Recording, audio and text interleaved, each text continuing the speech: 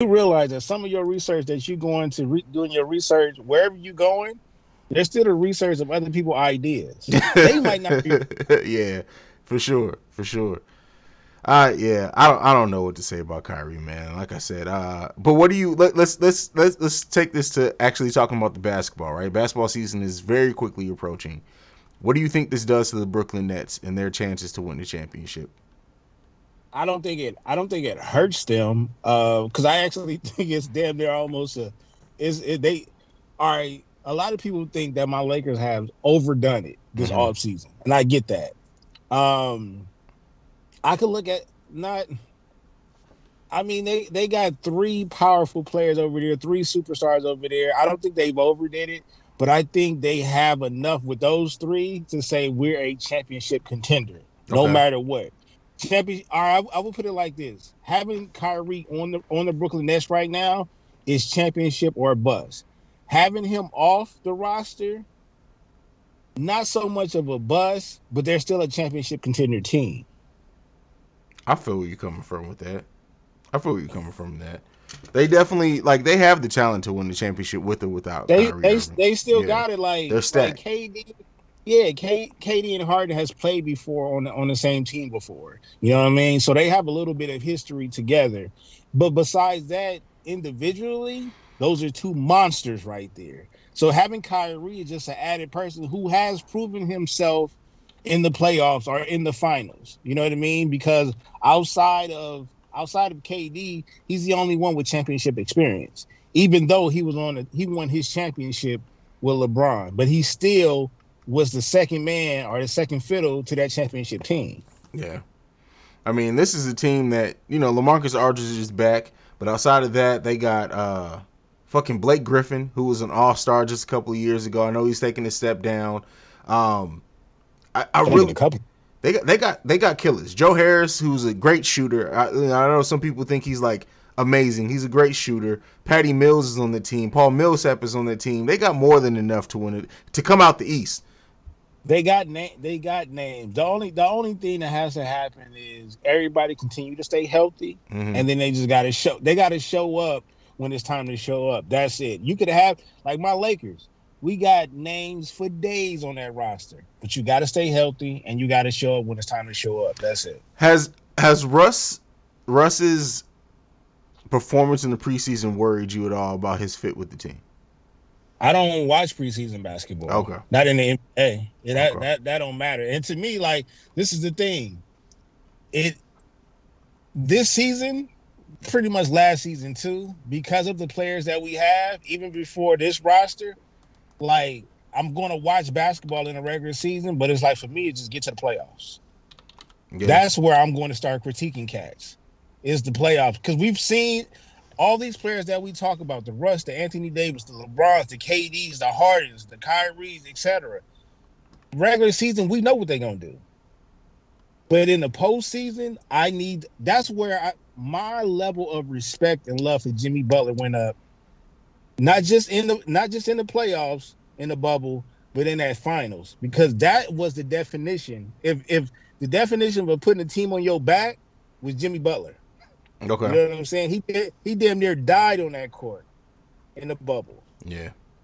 and he showed how difficult it is to lead a team in the finals without a secure second option. Yeah. Yeah. The Lakers, I know there's like fit concerns and everything, but I when they're veteran players, it'd be different if they were young players who didn't know anything, right? These are all veterans. They're gonna figure it the fuck out. Yeah, I'm not. Look, I'm not even. I'm not. The only thing that I'm concerned about in a regular season is just the health. Yeah. That's it. All that chemistry is Vogel going to, when his roster substitution and things like that. I'm not worried about none of that. They're gonna figure that out. They got veteran cats and they got a couple of young cats. They got cats on that squad that has been to the finals. Shout out to Kendrick Nunn.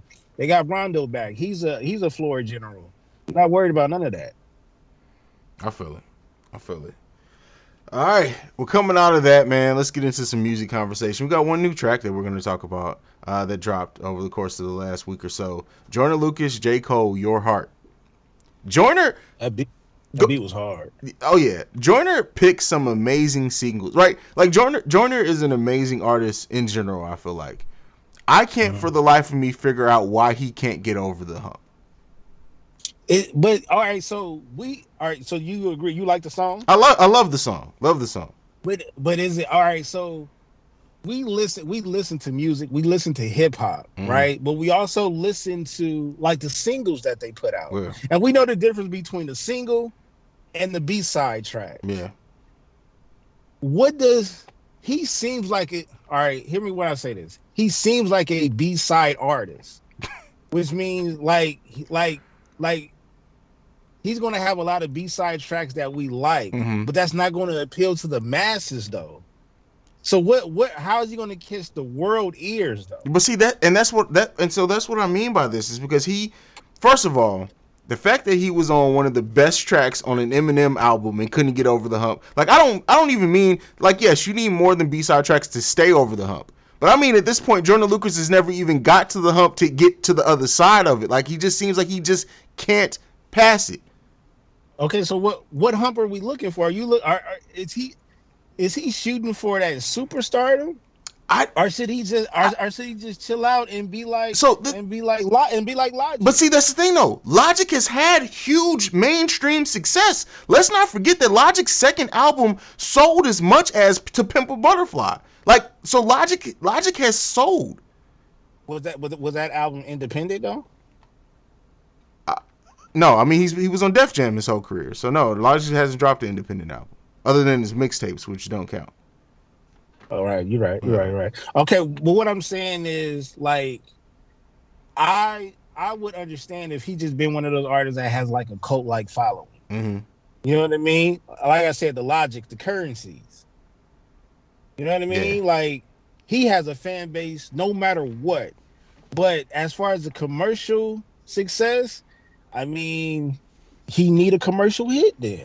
But he had so you know this. I have a theory. You know I love my conspiracy theories, right? And I really think, hold on, I'm going to go back and bring up the name of the track because I don't remember off the top of my head. So, Joyner did have a mainstream hit, right? And people forget about it because it was quickly taken down. He had the track with Mystical that was on the radio all the fucking time. And then Mystical went to jail for rape for the second time and they pulled the shit. What track was that? That was Fuck You Mean. That was the name of the track. That was in 2017. I'm gonna have to go back to that.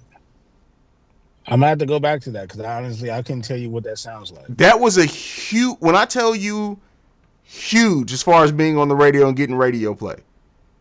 That was. But you said what 2000 what? That was 2017, bro. That was 4 years ago. All right, but where is Mystical at in his career? But see, but this is why I said that because this was at the time where Mystical had more buzz because he had just came out of jail and got signed to Cash Money. Remember, he dropped the single and people were actually waiting for the Mystical album. He dropped the track with Joyner Lucas. That track was huge for Joyner Lucas. This was after Joyner had took the Lil Pump beat and flipped it and got a lot of buzz off that. And then this single dropped. And then when I tell you they pulled this single from the fucking airwaves so goddamn quick after Mystical got charges again, bro, that I just don't think Joyner's ever reached that level again.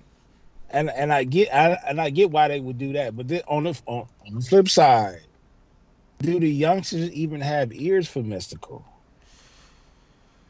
See, 2017 was keep in mind 2017 was a different time. Like it's hard to keep in mind how much the music scene has changed in that 4 to 5 years. But Mystical was hot. Mystical was the hottest in the early 2000s, right? Right, but then he went to jail for 8 years, right? Right. But that was his peak though. Yeah, I mean, yeah, absolutely. I'm not saying that it was gonna make Joyner a household name. I'm just saying that he had a hit that was huge on the radio for quite a long time. I think that song even charted, bro. Okay. I hear what you're saying. I don't even think the masses appreciate artists like that anymore. And that's fair. That's fair. I agree with you there. We do. So if you tell me he got a track with Mystical, when you say Mystical, I go back to his prime years. Mm-hmm. You know what I mean? So when you say 2017, I'm like, Yo, I haven't checked for him in a while. Even if the track is spanking hot, like I haven't, I just think you just said it. The way the music is made and heard these days is different. That's true. That's true. You see how pure we get when we start talking about Nas, and it's like, but look at that gap between whenever you think his last classic album was up until King Disease one. That's fair. That's fair. Well, how many top Billboard hits in the top 25 do you think Jordan Lucas has had in his career? Just to throw a ballpark out here, I'm gonna say two. Jordan Lucas has had 11 tracks in the Billboard top 25. 11? He's had Lucky You being featured by Eminem, Will, which we know that was huge. The Will remix with Will Smith peaked at number 3. Right. ISIS I knew that was up there. ISIS with Logic peaked at number 6. 88 ADHD number 10, Revenge number 25, Scared of Us, which I've never even heard of that track, number 24, Fall Slowly featuring Ashanti at number 16, Ramen and OJ at number 20, and then Your Heart number 3. So he's not only in the top 25, most of those were in the top 10, and he's Your still, Heart is that number three already? yeah, number 3. That J. Cole effect? Definitely the J. Cole effect, bro. Okay. All right. That's I mean that is dope though. That's For him not impressive, to be right? getting for him not to be getting the love that we think he should be getting, to have that many, that's a lot, bro. Yeah. That's a lot. I don't know, man. I think he's an acquired taste at this point. Definitely, I definitely agree that Jordan Lucas is an acquired taste, and I don't. And he's in a crowd. He's in a crowd of mumble rappers. Yeah, and he's one of the rare people who use that style, but actually has a message in what he says. And we already know how his visuals are. And that's another thing. Visuals, he probably has some of the best visuals in the game. He got a like, man. He up there. He's up there. And it would be interesting to have a conversation about Jordan Lucas and like, if is he one of those artists that just missed out on what would have been the best era for him? Think of Jordan Lucas in the early to mid 2000s. That's what I'm saying. We often talk about artists being in the wrong era. Yeah, for sure, for sure. He's dope. He's dope. To hear people say I've never heard of him and stuff, like, especially after that clubhouse Karen Civil room. shit. Yeah, Yeah. I'm like, do y'all even listen to me? Man, that tells me a lot about how people listen to music. For sure, for sure. I agree with that 100% because Jordan has always been dope and always will be dope. And he's not one of those secret gems. Like, no, he's been out here. Yeah, working for years. Like at this point, like it's wild that Jordan doesn't have a bigger career. But like you said, I mean, at this point, like yes, he has his fan base that respects him and loves what he does musically, and he drops consistent. I'm like, I don't know. There's not been one classic Jordan Lucas project, and he may never have one. But it's consistent. Like right, you listen to the Jordan project and you take 3-4 tracks from it each time. Hey, you just said he got a track with Eminem. He got a track with Mystical. He got a track with J. Cole. Got a track with Logic. Like, he got tracks. Yeah. I don't get it, man. I don't get it. Yeah, it'll be interesting to just like I think we did that conversation like a year and a half ago, but at some point to like bring it back and talk about like other artists who would fare better in new eras, bro. Because some of this shit, I don't know if you saw my tweet or not, where all the young cat they came at my ass, bro. It was what's his name, G Herbo or whatever. Like people were like he killed this shit, and bro, it literally sounded like he was reading with his finger as he rapped, doing like a fucking nursery rhyme, and I'm like, this is not hard at all. Like, what the fuck are you niggas talking about? Hey, when I tell you they love dumbed down music, bro. That shit You blows know my what I mean? fucking mind, bro.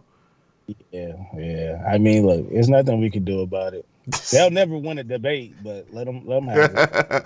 Yeah, never want to debate about it. But all right, bro. Moving on into what we talk about. I know we usually save our TV reviews to be when we have the whole team. We haven't been all together in a couple of weeks now, so I do want to go ahead and talk about this at least.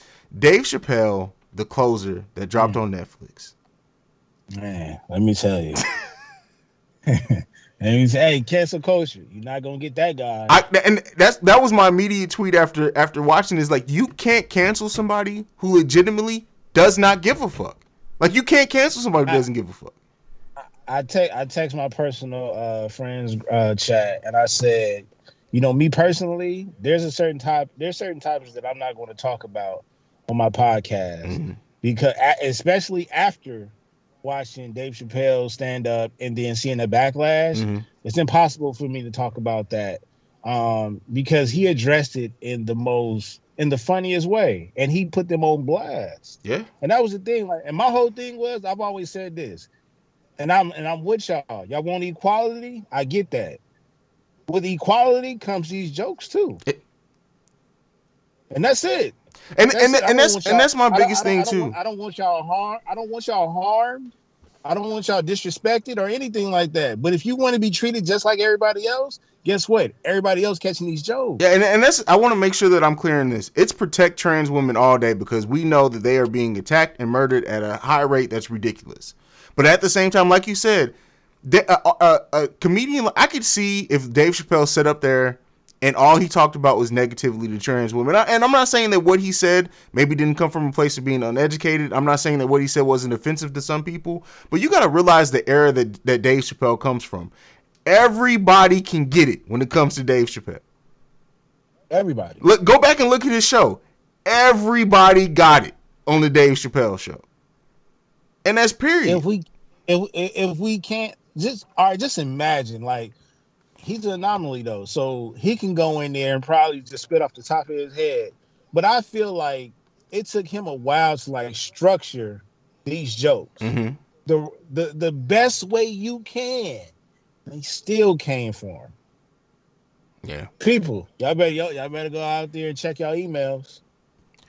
Listen, Dave Chappelle put on a masterclass, in my opinion, on that the closer, um, and even taking out the controversy out of the way.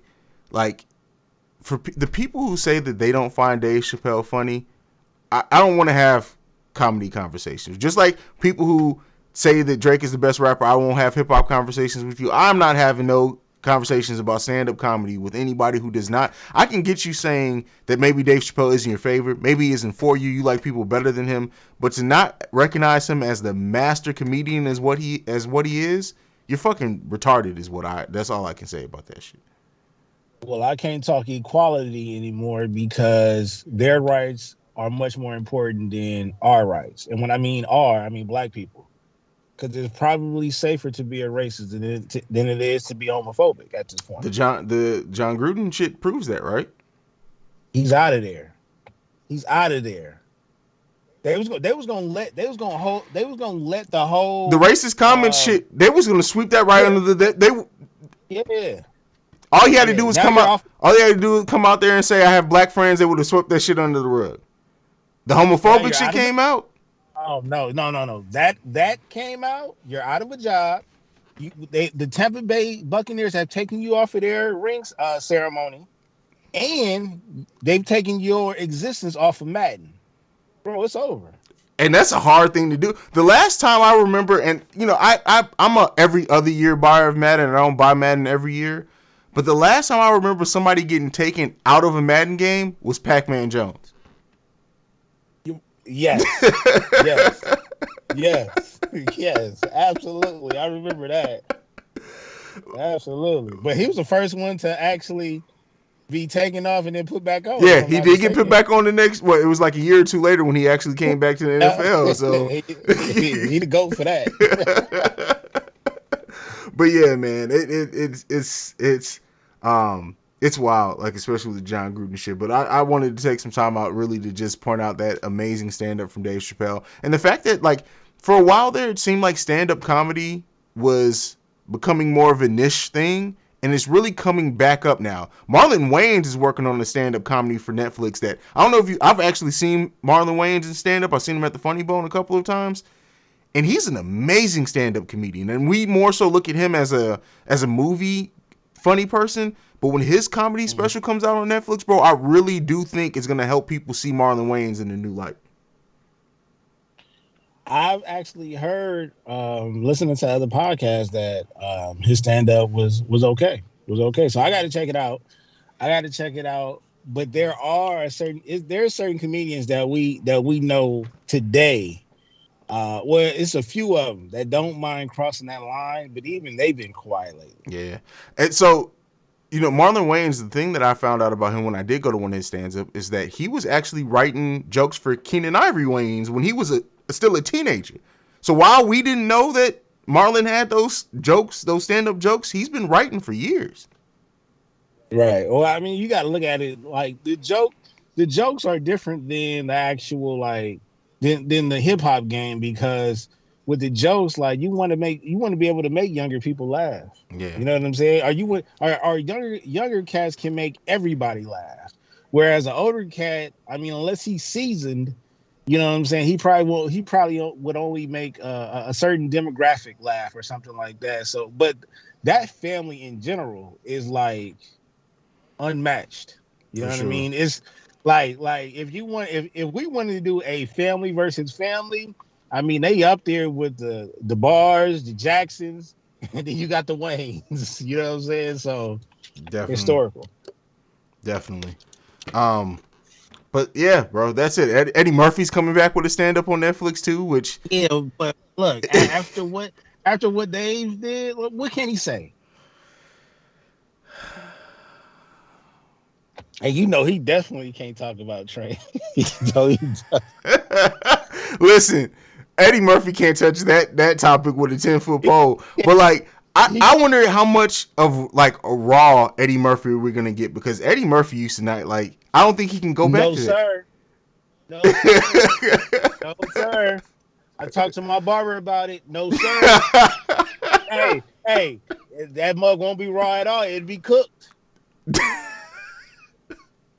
It'll be cooked. It'll be well done, Hayes. Oh man, that is hilarious, bro. That is fucking hilarious, man. All right, before we go, bro, let's wrap it up on this, man. Just we don't have to get into details. We know the rest of the team isn't here, but how's BMF holding up for you so far, bro? Hey, man. You don't think it's moving too fast? Bro, no, not at all. Not You don't think so? bro. I like this show for me, and I know I said it in our group chat. Like I'm not like I don't hate it, right? I don't actively hate it. I still look forward to it every week, but it's just it's a weird pace show because in some ways I do feel like it's going too slow. In some ways I do feel like it's going too fast. I feel like I don't know, bro. I don't know if it's like this first season. Maybe they came up with somewhere they needed to end in the storyline by this season, and they're working to get to that rather than kind of just the reason why Raising Kanan, the reason why Snowfall, the reason why a lot of shows work so good is that Wu Tang, American Saga for one point, is that it takes the first season to introduce us to the characters, right? And then that way, going at that point, we're invested in the people, the characters themselves. This feels like they want us to be invested in where the story is going to end up, and they keep trying to like, I don't know, bro. It's hard for me to explain. Like I'm, The, the three that you just said, besides Kanan, because that comes from the Power Universe, that was successful because you can't go wrong with going backwards with an already successful show, and that's what they're doing. So you could build off of that easily.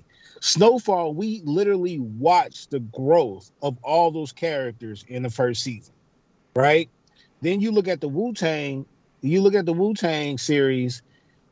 We digest that very well because a lot of us a lot of us lived through it. Even though I'm on the West Coast and I didn't know detail for detail, we they're already successful. They're still successful. So now we just need the backstory. A lot of us used to just hear about BMF through music, but we didn't really know their story like that. And one thing I wanted to point out that I said in the group was that I was listening to the RZA interview, and he said that usually when you come to these networks, when you pitch an idea to these networks, they want you to come to the table with a plan that's about 4 or 5 years down the road, like 4 or 5 seasons mhm. before they even want to take a look at it. So if that is true, if there's anything true to that, Do you believe this is why I said it's moving too fast? Like, I don't know that much about the BMF besides what I hear in the music. Do they got 5 seasons worth of content?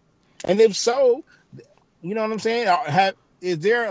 What I'm asking is there a lot more to the story that we don't know? It Because has to right be. now it seems like we're already in the midst of it, and we're only what 3 or 4 episodes in. Yeah, it has to be. Like, I don't know if maybe this first part, like I said, this first season, like, I really feel like they determine a point in these people's lives that they wanted to be at by the end of the season, and then maybe take time to do whatever they want to do out of that. Like, 50's already said that, they're gonna be adding some stuff to the story to make it as a better TV show than a true real life adaptation. So maybe that's what it is too. I don't. Maybe that's what it is. Maybe the show is harping by the fact that it's telling a real life story, whereas like Raising Kanan, even though they took aspects of 50's real life, is a completely fictional story. And this is something that's different for 50. Like, even For Life, for example, is completely different. They just took the bases, the bones of what happened in that man's life and created a show from it. This seems like they're trying to do more of an adaptation of actually what these people did day to day, and maybe that's what's making this pace feel off, at least to me. And that's cool. Like put the makeup on the story, and obviously we already know when it comes to certain series or certain movies that says based on a true story, we know there's a lot of things that they can't share. You know what I mean? Maybe it's a lot of people that was a part of that that's no longer here that can't tell their side, or maybe it's some shit that is still get them locked up. But the thing is like based off of the series that we've been watching and understand like I got a lot of Detroit people that I follow Mm-hmm. and they would hit me they actually did hit me up after last week's show to give me some insight. Shout out to Mona. You know what I'm saying? No shit. She new shit. She hit me up and she was giving me a little bit of breakdown about BMF and I'm like, that's cool, but I'm gonna take it for face value. If 50 saying that there's a lot of truth to this, but we put in a little bit of makeup, Mm-hmm. that's cool. But it's just still moving fast though. Yeah. Will this even reach a third season? And maybe it's not meant to be that. Like, I mean, yes, Power was 5 seasons, 5 or 6. Power was 5 seasons. Um, but maybe this is only meant to be a 3 year show, bro.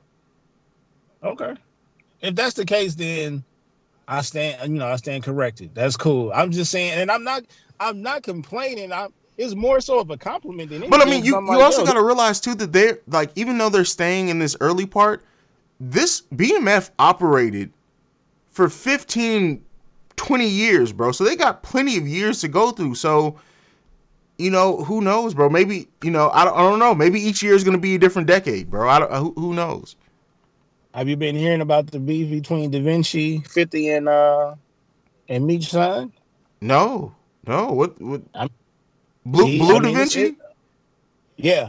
Okay, no, I haven't Yeah. heard about that. Yeah, I mean, it's you know what it is. Don't portray my character wrong. Mm-hmm. Don't play with my name. Stuff like that. But when you come off, and look, I don't want no issues. When you come off that aggressive towards 50, he's not the type of like, all right, I hear what you're saying. He Mm-hmm. might do this. You know what I mean? So I don't know how far or if that's going to unravel or anything like that, but that has been a thing for the past what I've been paying attention to for the past couple of weeks. So I just did a quick search. BMF was founded in 1989. They were indicted on drug charges in 2005. That's 16 years. So That's a lot of that's a content lot of then. content. Okay. That's a All lot of right. Well, I content. stand corrected. So Because and honestly, I didn't start hearing about them until the early two yeah, thousands. yeah, yeah. A lot of people didn't start hearing about them until Jeezy, until they were affiliated with Young Jeezy. Right. So, yeah, I mean, you got to think you have the ability to tell their rise, right, which took however many years, them operating for however long they operated as just a drug empire. Then they legitimized themselves with BMF Entertainment, created a record label that was pretty successful, right? And Mm. then you still have the fall and tell of like what happened with the DA and the trials. Like, that's a lot of content, bro. So, do you think that we will see any type of artist a part of the show? You mean as far as having people The portray those real, the artists or the real artists in it? yes, no, portray the artist. Yeah, I mean, you if they get to that point in the storyline and they telling the story of them and their entertainment label, you have to. Like maybe they don't say Fabulous, maybe they don't say Young Jeezy, maybe they just have rappers with random names, right? But we know who they are. But you have to, right? So who's gonna play? Who's gonna play Jeezy? Papa Doc. Hey yo, I'm Tupac. Oh man, hey, we gotta leave him alone, man. That's a new what you call it? Who is he? What character is he in Marvel? Captain Falcon. America. He's Captain America now. Yeah, you're right. He's Captain Yeah, America now. Hey, Tupac is yeah. Captain America, bro. Tupac is Captain America. But that's it, bro. We held it down again. Me and you going back and forth like Ray and Ghostface, bro. Go ahead and give them your social media. Let's get the hell up out of here. At Bellarism on Twitter, at Better the Great on all other social media platforms. Y'all leave Dave Chappelle alone. You can follow me at CEO Hayes, at CEO Haize. You can follow us collectively at The Breaks Radio. You can send us any feedback, questions, comments, concerns, thebreaksradio@gmail.com. If you want to leave us a voicemail, you can do so at 614-547-2039. We are the #1 podcast for hip hop culture. This week, we out this bitch. Peace. Peace.